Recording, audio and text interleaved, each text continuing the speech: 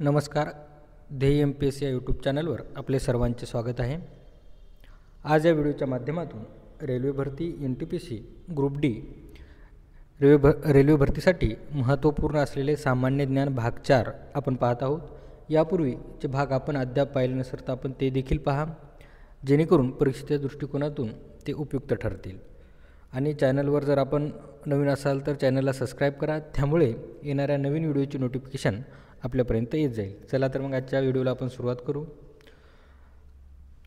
पहिला प्रश्न आहे की सिंधू संस्कृतीचे सर्वाधिक स्थळे हे कोणत्या राज्यात आढळलेली आहेत? आपल्याला माहीत असायला पाहिजे की सिंधू संस्कृतीमधील सर्वाधिक स्थळे हे गुजरात राज्यामध्ये आढळलेले आहे. म्हणजे पर्याय क्रमांक 2 या प्रश्नाचं अगदी अचूक उत्तर होईल.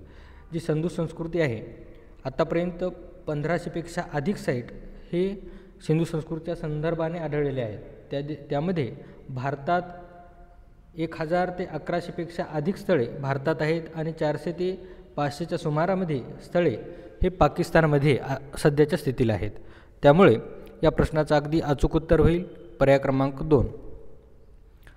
त्यानंतर पुढील प्रश्न आहे, ऋग्वेदात हडप्पा शहराचा उल्लेख कोणत्या नावाने आढळतो?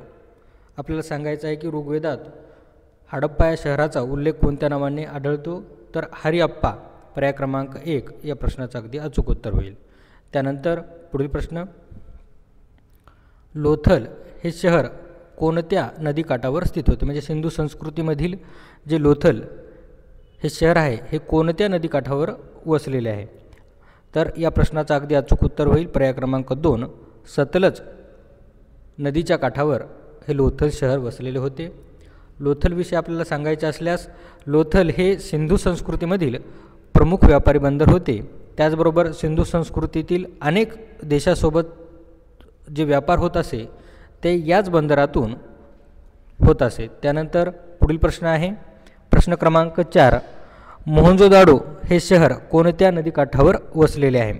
तर मोहनजोदाडो हे शहर सिंधू नदीच्या काठावर वसलेले आहे. म्हणजे पर्याय क्रमांक 1 या प्रश्नाचं अगदी अचूक उत्तर होईल. त्यानंतर पुढील प्रश्न क्रमांक 5 आहे, सिंधू संस्कृतीमधील कालीबंगन हे ठिकाण कोणत्या राज्यात स्थित आहे? आपल्याला सांगायचं आहे की सिंधू संस्कृतीमधील जे कालीबंगन हे ठिकाण आहे हे कोणत्या राज्यामध्ये स्थित आहे?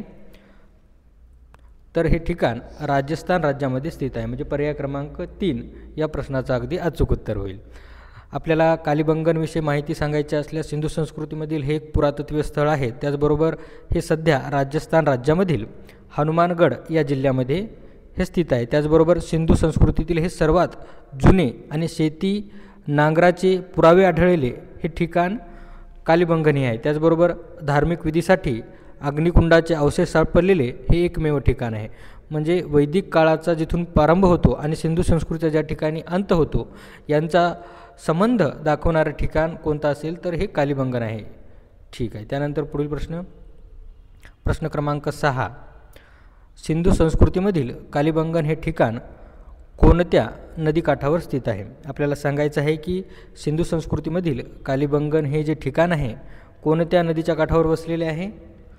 तर पर्याय क्रमांक 2 घग्गर या नदीच्या काठावर वसलेले आहे. त्यानंतर पुढील प्रश्न क्रमांक 7, सिंधू संस्कृतीमधील उत्तरेकडील ठिकाण कोणते आहे? आपल्याला सांगायचं आहे की सिंधू संस्कृती ही त्रिभुजाकार आकाराची संस्कृती होती आणि त्याच्या उत्तरेकडील ठिकाण कोणतं होतं? तिचा सीमा कोणती होती? तर मन्याड.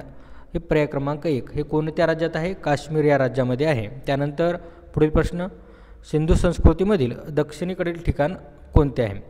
त्याचबरोबर आपल्या सिंधू संस्कृतीचे दक्षिणेकडील ठिकाण हे महाराष्ट्रामधील दायमाबाद इथपर्यंत ही संस्कृती पसरली होती.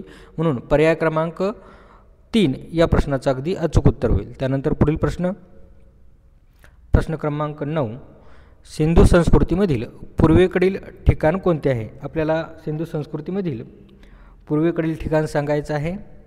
तर सिंधू संस्कृतीमधील पूर्वेकडील ठिकाण हे आलमगीर हे आहे आणि हे आलमगीर हे उत्तर प्रदेश या राज्यामध्ये स्थित आहे. हे देखील लक्षात असू द्या. त्यानंतर पुढील प्रश्न, सिंधू संस्कृतीमधील पश्चिमेकडील ठिकाण कोणते आहे? आपल्याला सिंधू संस्कृतीमधील पश्चिमेकडील ठिकाण सांगायचं आहे. पर्याय क्रमांक 4 या प्रश्नाचं अगदी अचूक उत्तर होईल सुतागेंडा हे पर्याय क्रमांक 4 हे सिंधू संस्कृतीमधील पश्चिमेकडील ठिकाण आहे आणि सध्या ते बलुचिस्तान या देशामध्ये स्थित आहे.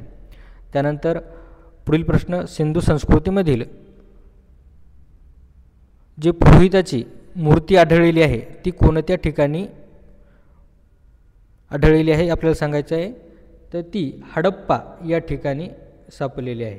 पर्याय क्रमांक 1 या प्रश्नाचं अगदी अचूक उत्तर होईल. ठीक आहे, या ठिकाणी आपण थांबू. धन्यवाद.